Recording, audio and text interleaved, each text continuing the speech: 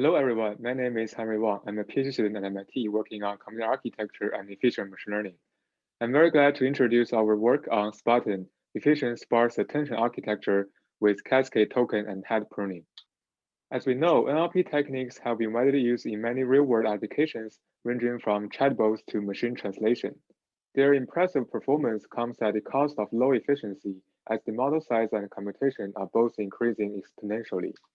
Due to the end of Moore's law, general processors cannot provide sufficient computing power. Therefore, specialized NLP algorithm and hardware co-design is critical to solve this mismatch. Here is the outline of this presentation, and we start with a quick overview of our core approaches.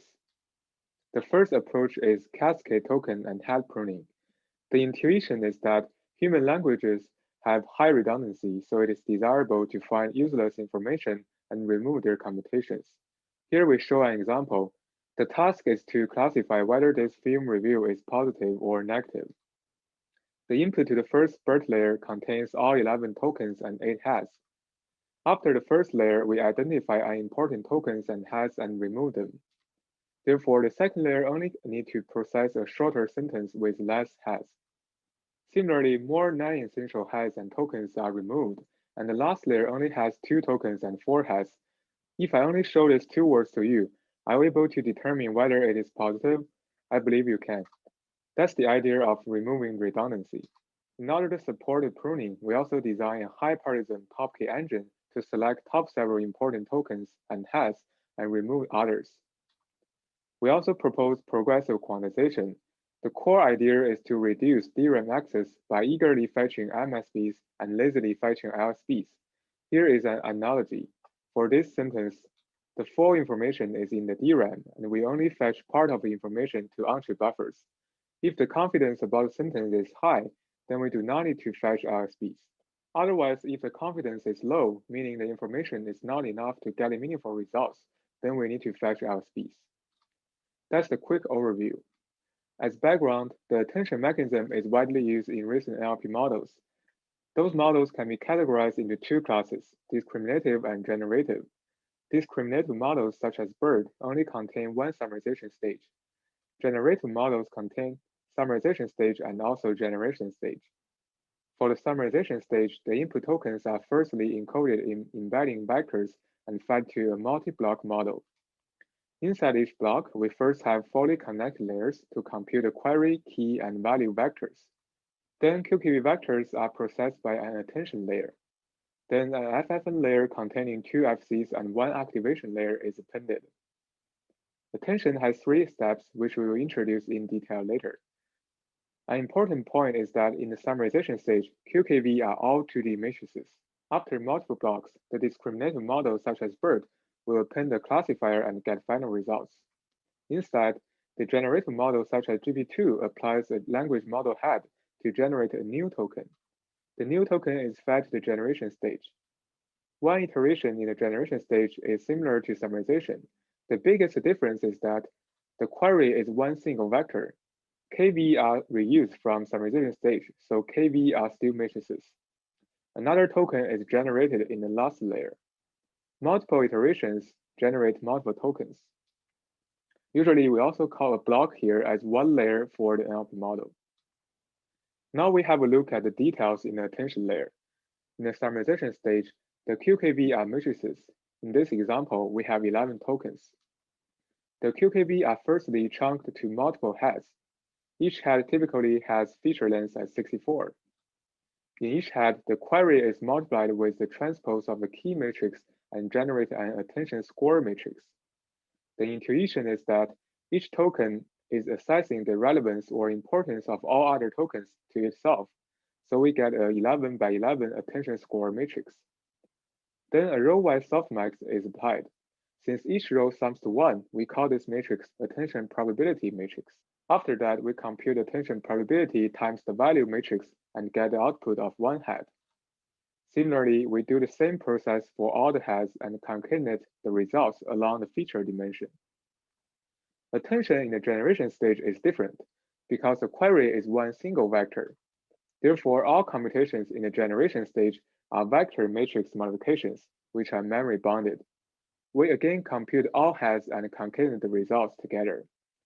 One important point is that attention is different from convolution or FC layers, because query key values are activations, not trainable weights. We profile the GB2 latency on different CPUs and GPUs. We find that attention takes over 50% of the overall latency, although its computation only accounts for less than 10%. Inside attention, the matrix modification only takes 27% latency. Other memory operations, such as head split and transpose, takes over 70% latency, which makes attention very inefficient. Therefore, in order to accelerate attention, we propose SpAtten, an algorithm hardware co-design.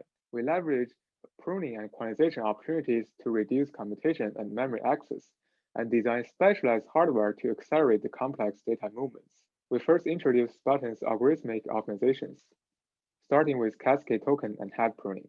As we know, the output of one attention layer will be processed to obtain next layer's QKV matrices. Viewed from a higher level, the QKV inputs of layer 1 go through attention, FFN, and QKV FC, and get the QKV inputs for layer 2.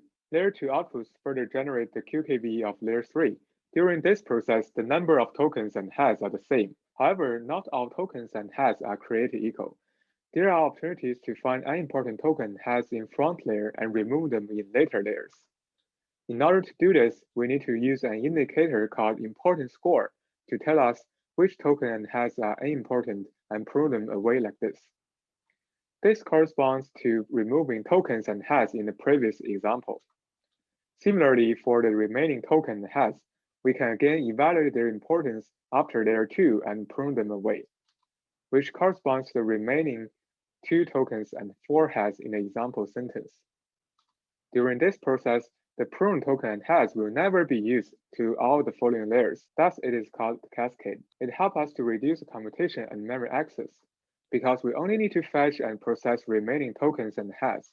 Note that token and head pruning is fundamentally different from weight pruning, because QKV are all activations, not weights, and the prune tokens and heads are input dependent. Now the question becomes, how can we find those unimportant tokens? Recall that the attention probability can be considered as the importance of each token to other tokens. Therefore, if one column of this attention probability matrix has very small magnitude, then that means the corresponding token is not important to all the tokens. Here we have a look at a real attention probability matrix. We maintain an importance score for each token and accumulate the attention probabilities by column to the importance scores. Then we can get top k largest scores and remove those tokens with small importance scores. Pruning ratio is a predefined hyperparameter here. The importance scores can be accumulated across heads and layers to make it more reliable. Similarly, we also need to find unimportant heads. Here, the indicator is the magnitude of the head outputs. If the magnitude is small, then it's also likely to be less impactful to following layers. Therefore, we also maintain an importance score for each head and accumulate attention output magnitude to the scores. The heads with high scores will be remained. The head importance scores can also be accumulated across layers. Then we come to the local value pruning. In the previous cascade token pruning and head pruning, we find unimportant token heads in current layer and prune them in the next layer. In local value pruning, it is different because we find unimportant value vectors in current layer and prune them instantly in the current layer. We directly rank the attention probabilities. For example, here, if we find the magnitude for these 3 positions are very small, then we don't need to fetch corresponding value vectors because 0 times anything gives 0. This process can only be applied to generation stage because in summarization, the near 0 probabilities have different locations in different rows. We also propose progressive quantization. Recall that generation stage is memory bounded, so one natural idea is to statically quantize the key and value matrices to reduce DRAM access. Here, we further propose progressive quantization to trade more computations to less DRAM access. Specifically, we first separate each element in the key to LSB and MSB parts. We firstly only fetch MSB of all key vectors to on-chip buffers and compute attention probabilities. Then we check the error of the probabilities. If it is low, then MSB are informative enough and no need to fetch LSB. Otherwise, if the attention probability has high error, we have to fetch more information, which is LSB from DRAM to onto buffers, concatenate them with MSB, and compute again. In one word, we eagerly fetch MSB, lazily fetch LSB, thus reduce the average bit width of all samples. The cost is sometimes we need to do recomputation of attention. Then the question is, how can we check whether the attention error is high or not? In the plot here, each red dot is an input sentence. We find a phenomenon that the larger the max attention probability, the smaller the attention error. For example, the point in the yellow circle has a flat attention probability distribution. Then the max of them is small, and the attention error is large. On the contrary, the point in the green circle has dominating attention probability, which is very large, so the attention error is small. Therefore, during computation, we can check whether the maximum attention probability is larger than a threshold. If so, we don't need to fetch LSB. Then we come to the hardware support for the algorithmic optimizations. In the three pruning techniques, they all contain a top K operation to find important tokens, heads, or values. Therefore, we design a specialized high parallelism top K engine to support this process. Here we show an example. Find top 4 elements from this input array. One solution is that to firstly find the 4th largest element, which is 5, and then use it to filter the input to get results. In order to do this, we firstly use a FIFO to buffer the array, and use a quick select module to find the 4th largest element, which is number 5. We then compare the input array with 5 and preserve those elements larger than 5, or equal to 5. Merge them together, and use the zero eliminator to remove zeros and get binary results. For the quick select module, we use a random pivot-based method. We first select random pivot, which is 2 here, and then use a pivot to partition the array to smaller ones on the left and larger ones on the right. Since the length of the right array is larger than 4, we still need to find the 4th largest from it. Then we select random pivot 6 and partition again. This time, the right side only has 2 elements, so we go to the left side and find the largest element in it. Again, we select random pivot 4 and partition. The right side has only 1 element, so it is easy to find the largest from it, which is 5. The quick select module has 16 smaller comparators and 16 larger comparators, so it can perform the array partition in high parallelism. Finally, we also design a dedicated accelerator to support all the techniques above. Here is the overview of the architecture. We will briefly go through each module. Firstly, an accumulator stores and accumulates the token importance scores. We use the top K engine to select key vectors to fetch, and send the IDs of the key vectors to a QKV fetcher. The fetcher then sends the addresses through a crossbar to increase HBM bandwidth utilization. The HBM takes the addresses and sends data through another crossbar to keep the correct data order. A bit width converter converts all data to uniform 12 bits on chip. The keys are stored in an SRAM for reuse in the summarization stage, and then we compute query times key and accumulate results with an adder tree. Then a softmax module computes the attention probabilities. And the progressive quantization module here checks the maximum attention probability and determine whether to fetch LSB and recompute. If no need to recompute or after recomputation, we get attention probabilities and perform local value pruning with the top K engine. The required value vectors are fetched from DRAM to onto buffers and then compute a weighted sum of the value vectors. In the meantime, we also accumulate attention probabilities to the token importance score accumulator and accumulate head magnitude to the head importance score accumulator. That's the hardware architecture for SpAtten. Then we come to the SpAtten evaluation. We implemented and synthesized the architecture with TSMC 40 nanometer technology. SpAtten has 18.7 millimeter square area and 8.3 watts power.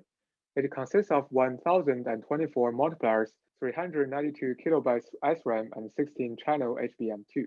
Each channel provides 32 gigabytes per second bandwidth.